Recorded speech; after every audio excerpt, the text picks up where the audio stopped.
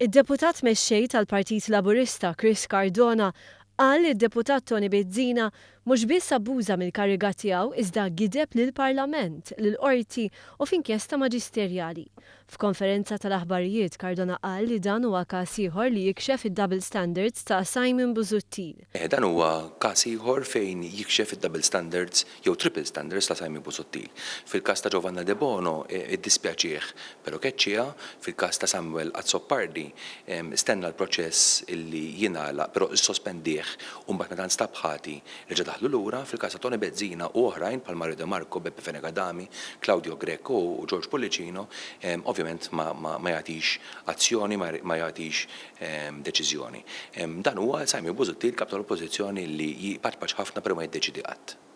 Tkellem ukoll id-Deputat Laburista Joe Samut li qal li meta l-Partit Nazzjonalista kien fil-Gvern kien juża standards differenti anke mal-ħaddiema.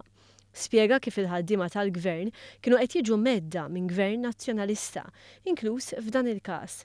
Joe Samut żied li quddiem dawn il-fatti gravi ikkonfermati mill-qorti, Tony Bezzina staħba fl-uffiċċju tiegħu biex ma jweġibx il-mistoqsijiet tal-ġurnalisti.